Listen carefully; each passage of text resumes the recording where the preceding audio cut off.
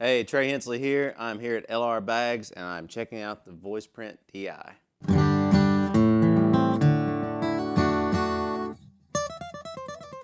Yeah, that's great, man. That sounds just like this guitar. Hey everybody, this is Perry with Premier Guitar. We've been shooting the rig rundown now for over a decade with some of the world's most amazing guitar players, and I thought I'd take this opportunity to make a little top 10 video, and this time we're going to focus on acoustics. Enjoy.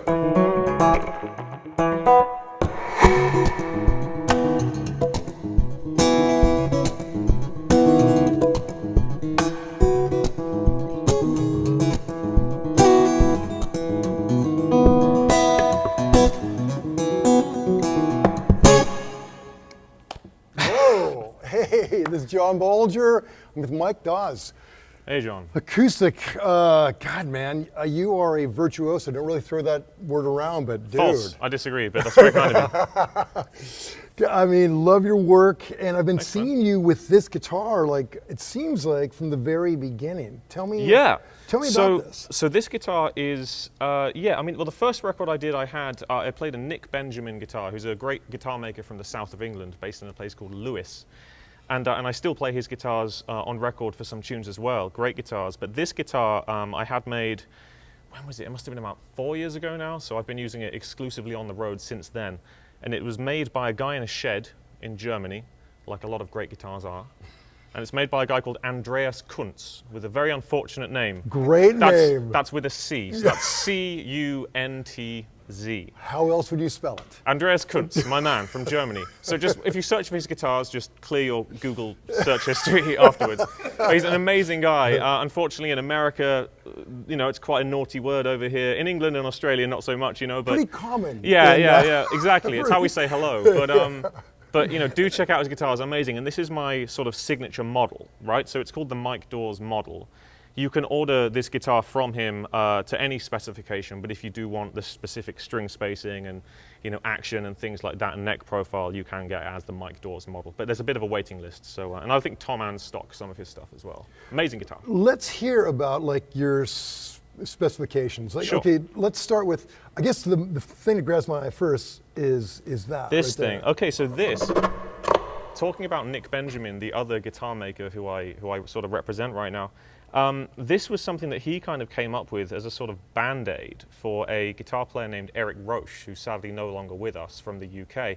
He was sort of Willie Nelsoning his guitar. Sure. Just playing it and beating the crap out of it and all of that, and it actually got some holes in it. So what Nick did in the workshop was stick a piece of spruce to the top, and that then became colloquially known in the fingerstyle scene as a scratch pad.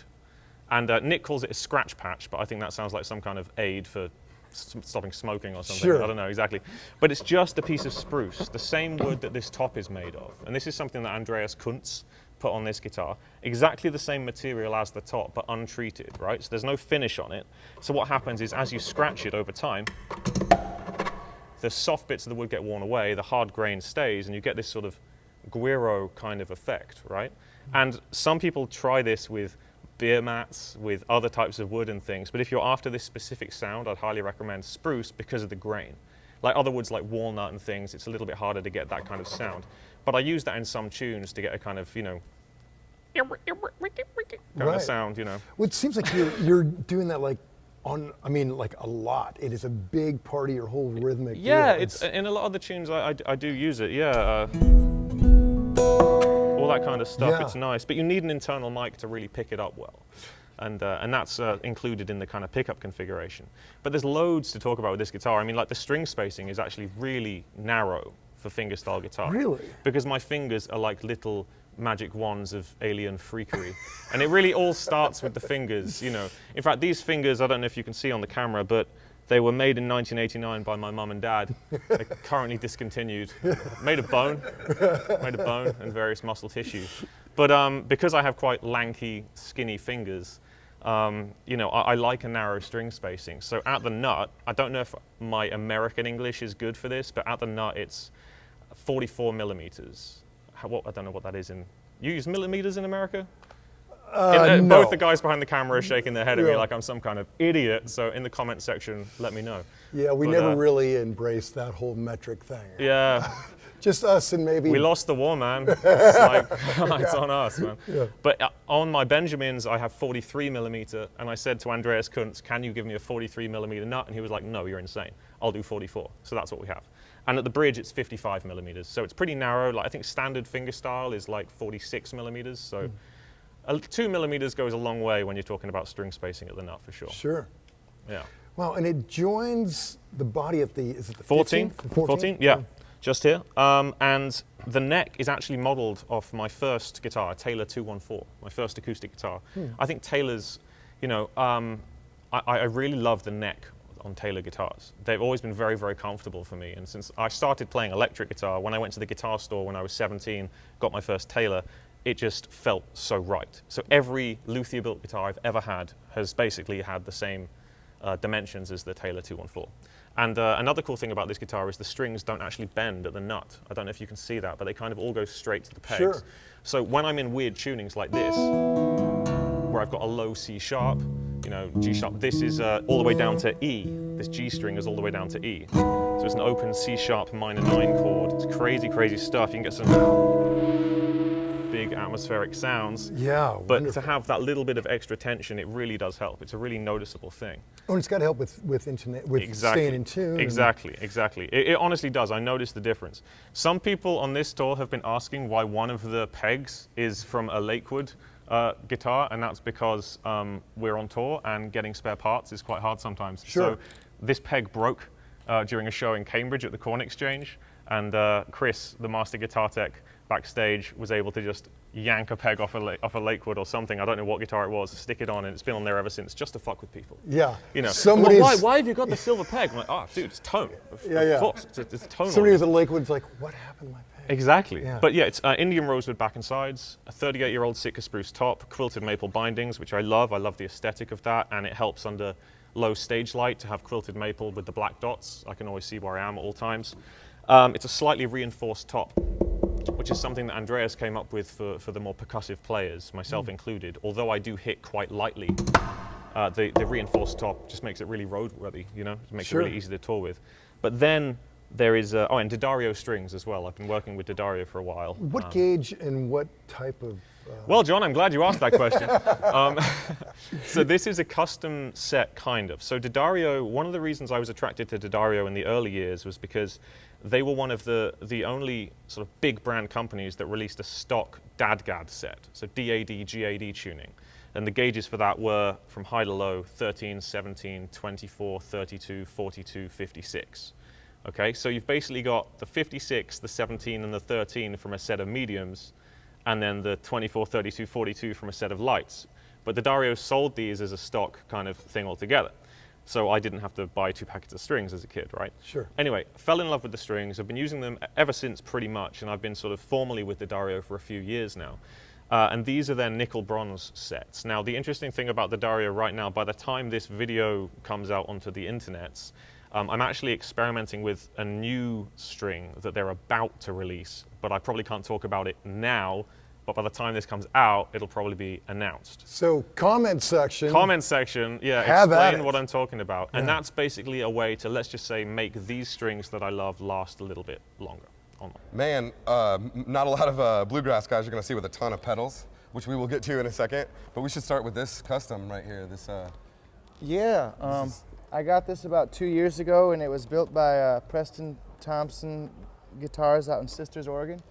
They're a small company based in Sisters, and they make fantastic instruments. It's beautiful. I can show you the back of it there. It's Brazilian rosewood. And was this a nice addition from B&A or something like that? Is that what the tape is, or just to protect the back from your belt? It's actually, the tape is holding on this little microphone here, Aha. which is an Audio Technica 350, and I sort of, I blend that in with my DI signal. There's a K and K pickup on my lavaliers down here. There's a K and K pickup here, which I blend with this microphone. Gotcha. But yeah, that's what all the tape's for. This is like a transducer style, like a Yeah, piezo. there's 3 little transducers underneath there, I think, kind of just glued to the bridge plate. But yeah, this guitar is fantastic. Like I said, I've had it for a couple years, and this is the main guitar that I use on stage. all the time. It's awesome. What is it about this particular guitar or brand that you know? I mean, there's a million old guitars in the world. I've seen you with old Martins and stuff like that. Yeah, I have a 1948 D28 that I really like as well that I bought from Brian Sutton. But this one works on stage. The pickup sounds good. Some guitars, even if they're, let's say it's a great sounding acoustic guitar, it might not be the best with a pickup. Yeah, it's hard to get an acoustic to sound like an acoustic in a room a lot of Right. times. You know? So this guitar, I think, when I plugged it in, I was just like, man, the pickup doesn't really sound that bad, or at least I've gotten used to it. So whenever I plug in a different guitar, I have to EQ it all, and oh, this sounds weird because of the pickup. It sounds such like a pickup, but this guitar, whenever I plug it in, it just sounds like a guitar, and it just louder. Yeah, it works for me. Love that. And the neck, just the way it feels, you know. The way it feels when I'm on stage is just like, this is home. Totally. You know, and I'm comfortable here.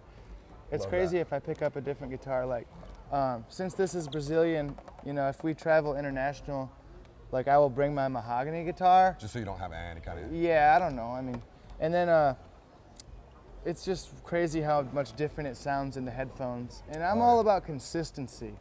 You know, I'm all about like I said, I'm almost OCD about consistency. Like, I like things to sound like as close to they can as the gig before, you know.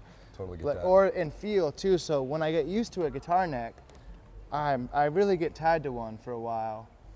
That doesn't mean I don't play my other guitars at home, but I would feel a little foreign with anything other than this guitar at this moment on stage. If I was going to change like my main guitar, it would take me a while to get used to it. I totally understand that. Yeah. For sure. So what strings and gauges are you running on this bad boy? Diodario, EXP, Phosphor Bronze, mediums. They're 13 through 56. Yeah, medium gauge. It's good for the bluegrass, you know, because I play so hard. Speaking of playing hard, that action is sitting there pretty high. Is it? Yeah. Well, I don't know. From this angle, it looks pretty. I don't know. Pretty up there, My guy, my luthier here in town, his name's Dave Johnson, and he makes scale model guitars. Yeah, that guy's scale model great. guitars. So he's my guy that sets it up, and yeah, I guess I like it a little high, and I think again because I play with such a hard right hand that, you know, if you hit it much harder, if your action's you're gonna buzz out. It'll buzz it'll out, fret yeah. So I think I do sort of have kind of high action because of that. I wish I could learn to play lighter, honestly, but Really? it's. Well, there's so much. I mean, especially for bluegrass, if you're looking for that barky tone, you kind of really got to hit the hell out of it. It's Yeah, a percussive thing as well as a. I've always kind of dug in, and it's like one of the things that I'm learning as I grow and as I, you know, technique, you know, and playing lighter and playing easier and kind of getting more into a zen space than just like smashing out on of it. Yeah. I know you're like super into, you know, old, obviously traditional bluegrass, Doc Watson and all that stuff, but are there any players around today that you are, you know, currently like picking up from, maybe technique wise or otherwise? Sometimes I watch like YouTube videos of Julian Lage workshops. Totally. And he's one of them, you know, and there's a lot of different players, you know. I listen to a lot of electric players too, Marcus King and, you know, Derek Trucks and folks like that. Yeah, I love your videos with Marcus. Those are too cool over at Yeah. Carter. That's great. Yeah, that's really cool. He'll be here tonight. And Derek is great, man. He is just such a talent. Yeah. Well, I guess that kind of covers this awesome guitar. Yeah, this thing, man. Does it scare you traveling with one? You know what? Not since I switched over to Diodario strings. Really? Okay. Good Because- plug. Good plug. Because I used to break my elixirs. Every gig I'd break the G string right there on the saddle. Every gig, and I had to bring 2 or 3 guitars. I had this stand right here. It's got 3 hooks on it. They used to be filled up. Not I've been anymore, huh? traveling with just this guitar, and I don't break strings anymore, man. They're just not breaking They at all. just, I haven't been breaking them, you know? And it's amazing, and they sound amazing, and they don't break. They're so, you know, I used to think, geez, I just play so hard that I have to break strings every gig, and I don't have a guitar tech, you know.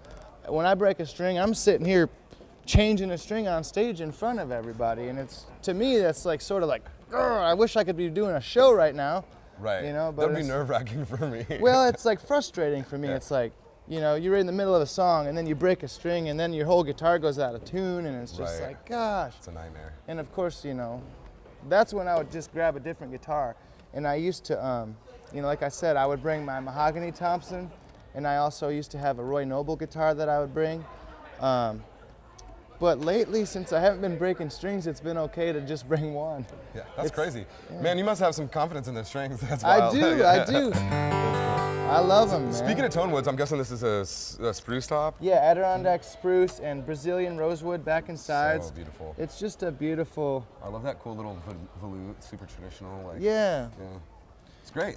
And this guitar was sort of, you know, designed by me, like the herringbone. Did you specify exactly what you Yeah, wanted? you know, ebony fretboard, and my dad's guitar when I was growing up always had this white binding around the headstock and the neck. So for some reason I've always been turned on by that because that's what Dad's guitar had. Right, right. You know, it's like. I find it's a lot easier to see your fret markers too. Yeah. If you have a binding.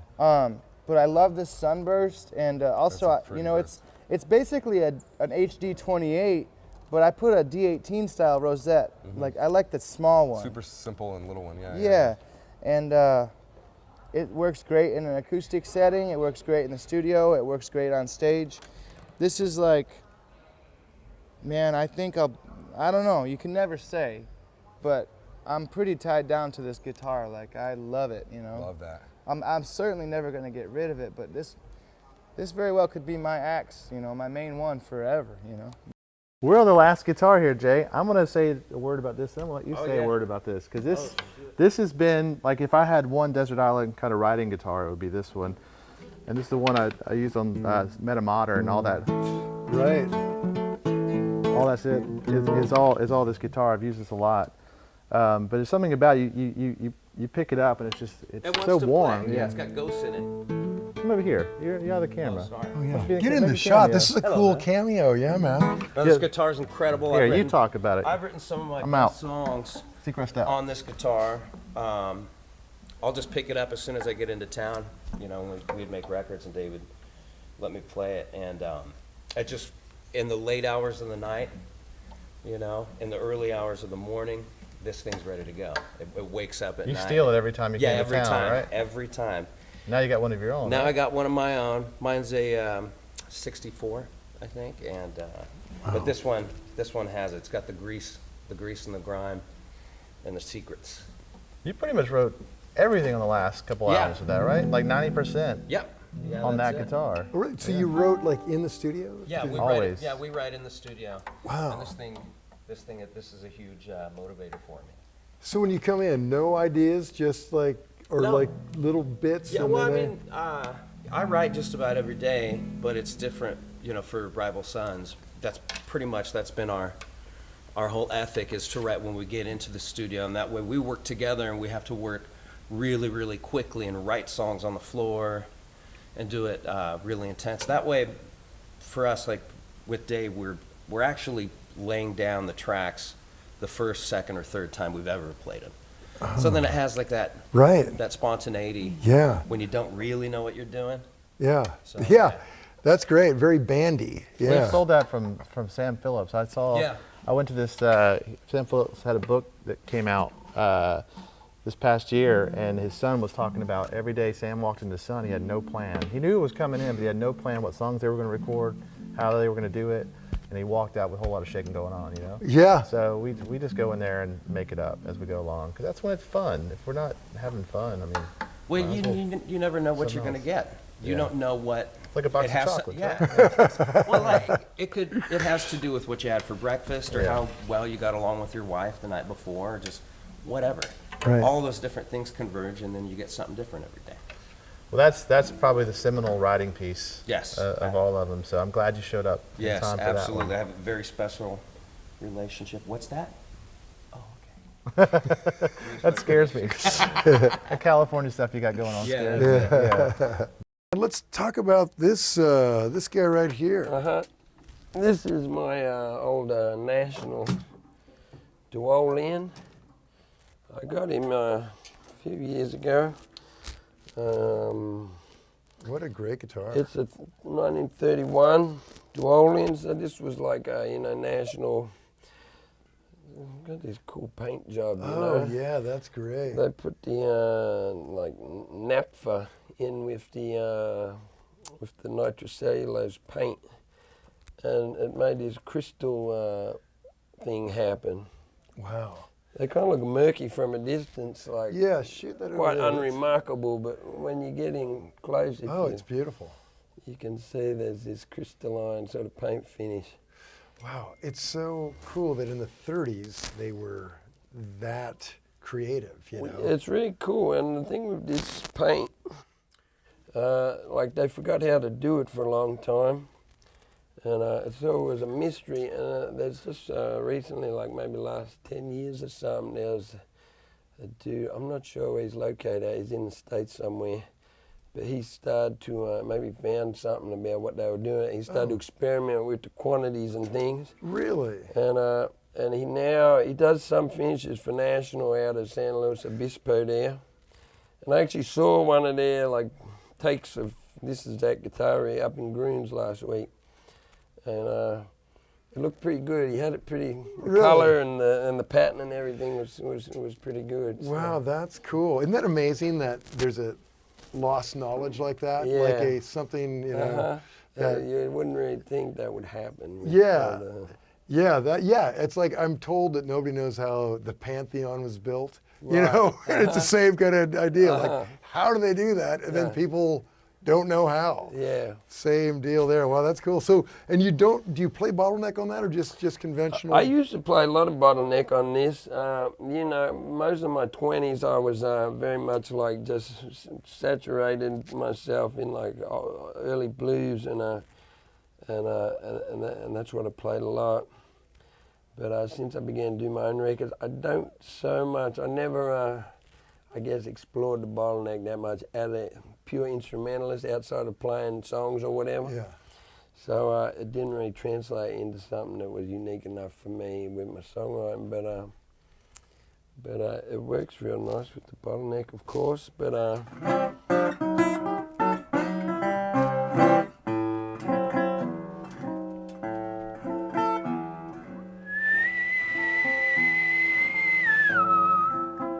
I make little jungle songs and stuff like that. Right.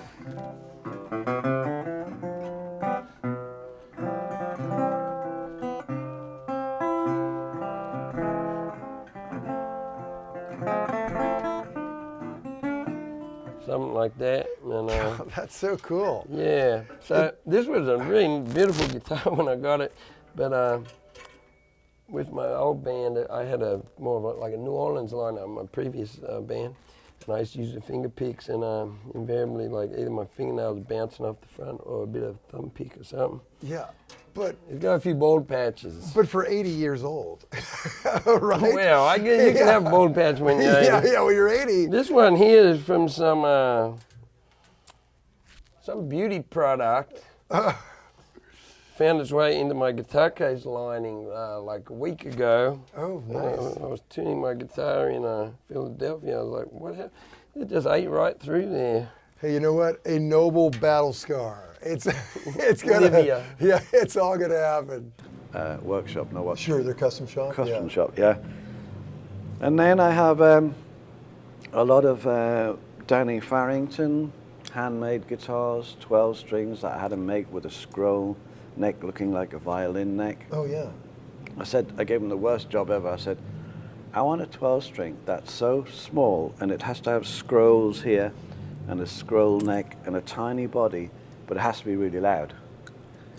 And of course with 12 string pulling on the neck, on a tiny body, and I said it has to be extremely light and loud.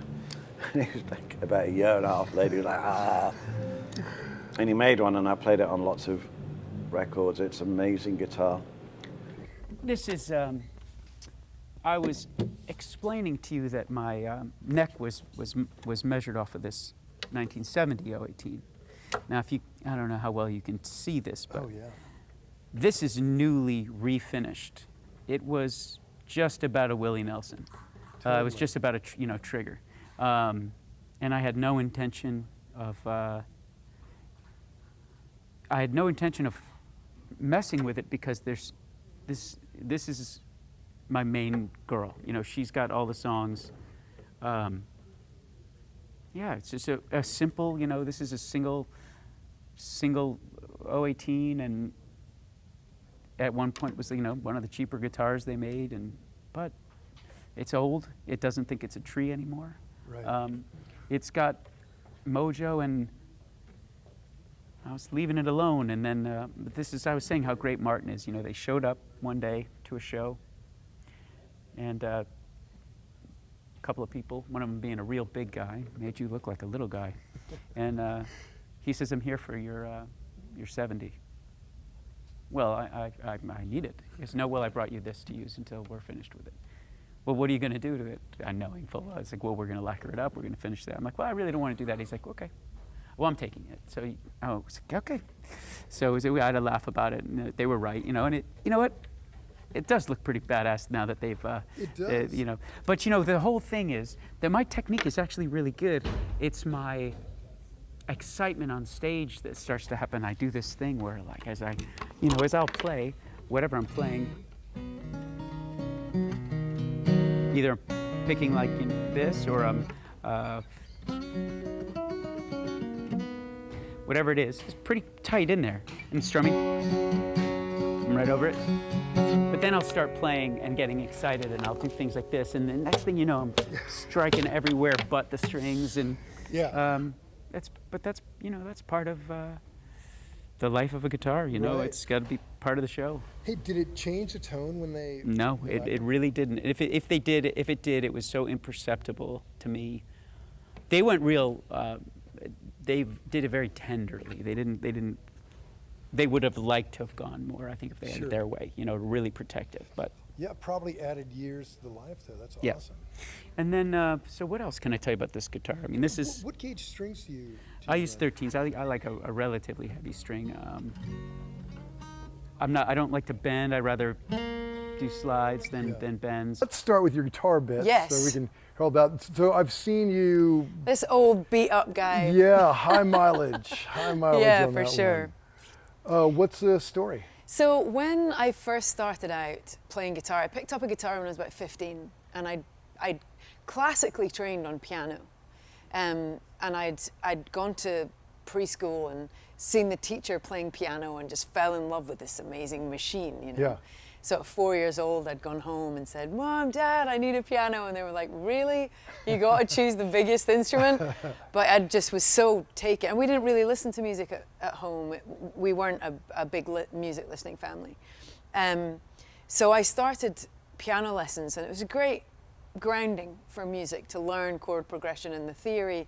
And I was kind of like this little Mozart prodigy in St Andrews, Scotland. Really? I was like 1 mark off distinction on my grade 1, and I'd taken my colouring book instead of my music sheets to the exam. And I was just obviously good at learning quickly and had a natural propensity for playing instruments. Yeah. That talent just like waned consistently as I got older. And I was just less and less interested in playing a certain way and having to adhere to the formality of exams and Sure.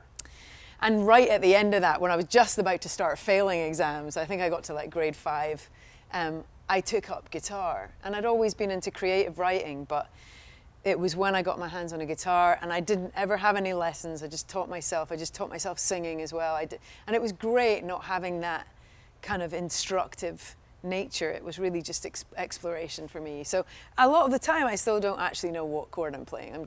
And also I have bony knuckles, so I've never been able to play proper bar chords ever. Really? So I use a lot of these weird open chords because it's really how I get around it. But I had a kind of, as usual, crappy guitar to start with. Sure. I started on a nylon string Spanish guitar and was picking, and then met some musicians in my hometown who were all busking and playing on the street, and I learned pretty quickly that you can't busk playing nylon string, Sure. picking your guitar. So Yeah. I started to learn how to use a pick. And that was when I started also kind of keying into other players. We were talking about the Everly Brothers just before we went on camera, and Wake Up Little Susie is a guitar lesson. It's a rhythm guitar, one of the best rhythm guitar lessons. Eddie Cochran, Elvis, and Elvis is a really important piece of this conversation because this is an Elvis Dove by Gibson. So I started out with a crappy guitar. It got broken in half on a flight from Greece. I managed to do an insurance scam and get a better guitar. I got a Seagull, which was really nice, but still, you know, not my dream guitar. And then I started writing for the first record. I got my deal I was in my late 20s by that point. And Jimmy Hogarth, a great writer and producer in the UK, a Scottish guy, had I think a 1965 Gibson Dove in the studio. And it was just one of those moments where you just put your hands on an instrument and you're like, I do not want to give this back to you. Yeah. And I'm not really a big guitar geek. I do guitars in the same way as I do holidays. I will go on the internet, and if I see a holiday I like, I will buy it. I do not spend time looking. If I like it, I'm very impulsive, very compulsive about what I want to play. So I don't spend a lot of time looking for different guitars. What I do is look for what I need. And once I find it, I'm good. And so the Dove was definitely a perfect guitar for me because, as you said, I was trying to be a drummer at the same time as a guitarist. And before I had all the looping, I need that bottom end. And I was starting to use just that bottom string in a bass line way. Yeah. It was becoming a really important part of my playing.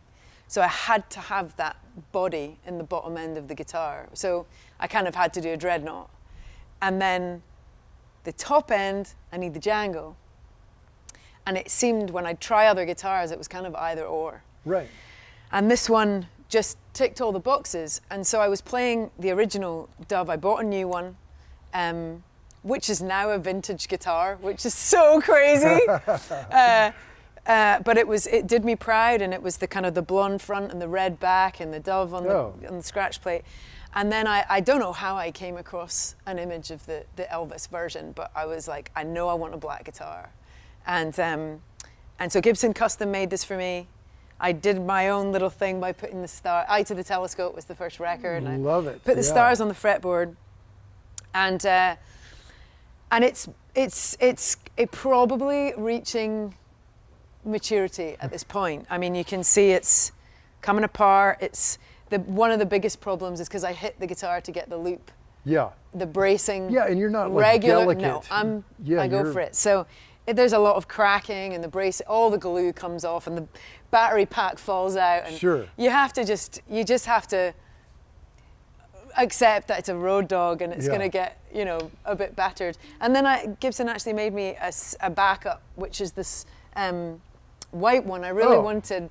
Perfect. And it's just, I love this. It looks like Bakelite or something. It's like it really feels kind of 1950s in its style, and they hadn't made a white one before. And because I'd moved to California, I got these really beautiful Southwestern Native American symbols, which was part of the last album. It was a lot of that imagery. So it's really it's beautiful having guitars knowing that they're yours, and there's not. I think one girl I know who's a great young singer-songwriter got one for herself, and I was like, that's so weird, there's another one now. Right. So we have moved to center stage, to the boss's position, to Lucinda's position, and she uses a couple guitars, obviously, in the show. Yep. Can you tell us about this guy right here? Gibson J45. It's a nice meaty tone. You notice there's some character. What happened here? I don't know. That That's preceded, serious. That preceded my tenure, but I think that's the magic to her sound. That's something. You can see that. That's a chunk. It's not perfect, but That's a fight, is what that is. That like a bar brawl. Right. It's got to be a beefy belt buckle. Yeah. Is this a newer guitar? Do you know the year on this? Yes. No, I don't. I don't know the year, but gotcha. Beautiful burst. She's got a handful of J45s. That's kind of her thing. Her thing. Yeah. And there's a spare living off stage right now that kind of had the most similar, I guess, robust tone. What condition is the spare in? If this one is. It's. I'm just kidding. It was a joke. I can grab it for you. It's about the same. It's got this same thing going on here. Same thing and the same road worn. This is how you actually relic an instrument. You actually go out and play shows. Right. That's how you do that. So, onto the electric. She's got a couple more at home that sound a lot more bright, and she kind of likes some more, warmer, more, bottom end kind of thing. Do you know what she strings this up with? What gauge strings? Gauges on the strings? Like 13 to 56. Okay. And yeah, she likes them a little bit heavier. Which brand? The Dario Okay. been using. For a couple tunes, I'm doing a acoustic thing, so I use this Maton guitar for a stage because I really like the way the electronics sound great in these guitars. So. Cool. So I use that for. I do one of the there is a song on Odd Beat Musicom called "Song for George," and so I play that on this. Oh, okay. George Harrison tribute, of course. Actually, it's, No? I have a friend of the family's. His name was George Washington. Oh. An older friend of mine. No, that was actually his name, though. A very, very close friend of mine. It was kind of like a second father to me. Ah. Yeah. Cool. Yeah. It's nice to be able to remember people with music. Yeah, in a beautiful way. absolutely. Yeah. It's a cool thing. Yeah. And how did you find out about Maton, since there are Australian builders? Well, Tommy Emmanuel being the Yes. greatest string player, I just thought, well, I'll take what he's having. But I mean, he gets a great sound live, and it's always been a struggle trying to get an acoustic guitar to sound natural live. With the piezo pickup model, then you listen back to tape recordings of your live show. It sounds like I'm playing my acoustic set on a Telecaster. Yeah. You know what I mean? And Yeah. so. I think Tommy has done a beautiful job of getting a realistic acoustic tone live at a healthy level. I mean, there's cats like James Taylor that get a beautiful sound, the lower key things. Yes. Which I do that also with Martins with a totally different approach to the, but Yeah, and you have a signature Martin, as I recall, as yeah, well. and you can take different approaches for that with microphones and stuff and get a nice kind of more of a old school live acoustic tone, but you can't get the volume out of it unless you do some of the stuff like some of the stuff Tommy's figured out. He's figured out some pretty ingenious ways to, so that was kind of my inspiration for that. So I come out of this Maton guitar. This is an EBG 808 made by the Maton Guitar Company in Melbourne, Australia. How long have you had this particular This one 808? was made in 2008 by Andy Allen at the Custom Shop. Hello, Andy. And I have a few of these. Normally, the reason I don't have them here today is they're with Steve, my tour manager. But I normally have two 808s. The other one is identical to this, cut from the same tree. Oh, wow. Yeah. It's a slightly orangey color. So this one I call the yellow mouse because it has a yellow cut. The other one's the orange mouse. And the other one I use with a drop D tuning and sometimes with a drop G. I don't mess with the tuning on this guitar. I don't do any messing around with it and changing it and stuff. So that's always in standard? It's always in standard, and I'm always checking the tuning and always making sure that it settles. Does it drift much when you're playing live, or does it pretty much just hunker Not in? normally, because I change the strings every show, right, about 40 minutes before the show. What kind of strings do you use? These are Martin FX. They're a new flexible core string, phosphor bronze, and man, they sound amazing. Really? And what gauge is it? These ones are 12 to 54, so it's a light gauge. But you bend those and well, I'm absolutely bend it a lot. Yeah. You know, in my arrangement of Mona Lisa, which is there's a double string. Wow. There's a double string bend where I bend the third as well. So strong hands. Yeah, you've got to have strong hands to bend that kind of tension and to get it accurate. You know. Right. Yeah. So on the third guitar that I use is a Dreadnought. It's a model of mine called a TE1. So it's like a normal Dreadnought size guitar, but with a kind of smooth cutaway. And that one's an Indian rosewood with a spruce top. Oh. And that one I use bigger strings and I use medium strings, 13 to 56, and I tune it down a whole step. In England or Australia, we would say it's tuned down a tone. But here in America, they say a whole step. So you go... And we are in America right now, so we've got to respect the local culture. Right, separated by a common language, yeah. Yeah, the important thing is that people out there understand what we're talking about.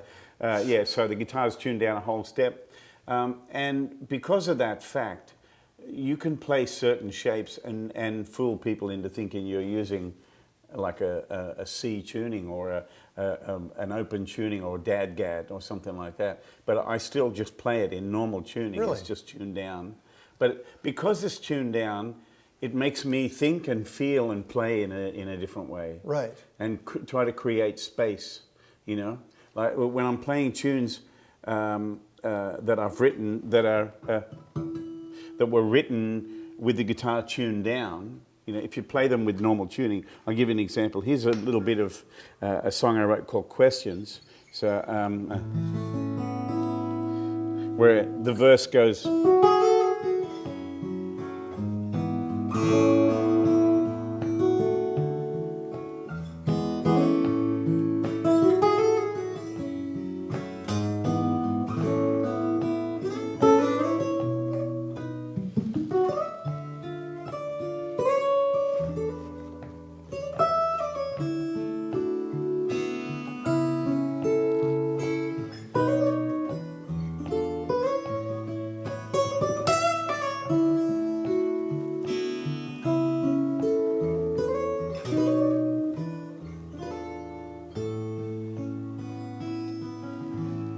Right? So there's the melody's like a singer, and then the chords follow along, kind of thing. Yeah. When you play that in the lower pitch, it just sounds that much more soulful, you know.